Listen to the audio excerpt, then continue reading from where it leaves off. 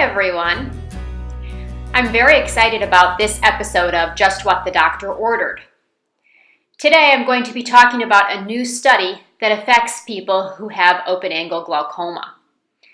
One of the most common things that my glaucoma patients ask me is if there is any other way that they can lower their eye pressure in addition to the treatments I usually offer, eye drops or laser treatment, or in serious cases we sometimes offer surgery. People often wonder if there's a way they can make a diet or lifestyle modification that may affect their eye pressure. They also wonder if stress could be contributing to their elevated eye pressure. So I was very excited when I saw a recent article in an ophthalmology journal that indicates that people who performed 1 hour every day of guided mindfulness meditation were able to significantly lower their eye pressure. Now, I know it's unrealistic for some people to consider jumping into a practice of 1 hour of mindfulness meditation every day. But my takeaway from this is that even if people can incorporate shorter amounts of meditation or other ways to release stress and increase their wellness, that may also contribute to lowering their eye pressure.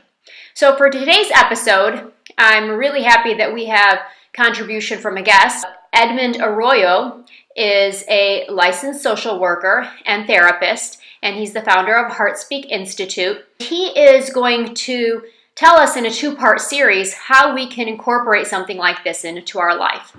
In part one, he will be sharing with us an introduction about both mindfulness and meditation. And in part two, he will be showing us how to actually start performing mindfulness meditation and take us through an introductory practice of that. Although I have started this conversation around the benefits for patients with glaucoma, as you will hear from Edmund, mindfulness meditation has been shown to have a lot of health and wellness benefits in people with lots of different conditions. So I hope that this will be useful for a variety of people. Meditation is something that's been practiced around the world for thousands of years.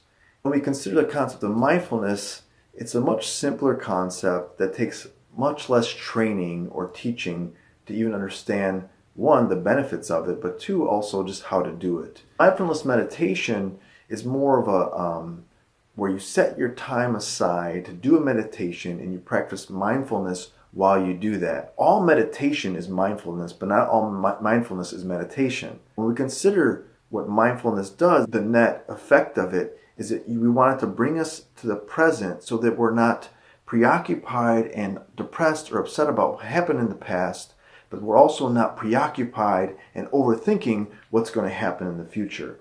And so there are all kinds of studies now coming out about the benefits of mindfulness or meditation, both, and how they can lower blood pressure, how they can help with heart disease, and obviously anything else that's related to circulation in the body.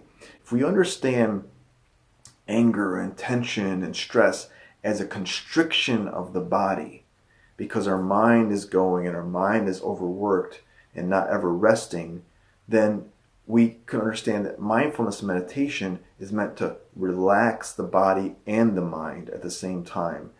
And so we can understand that not only can mindfulness help us in very stressful situations or help us deal with some of our physical challenges and medical challenges, but also it can help us prevent some of them.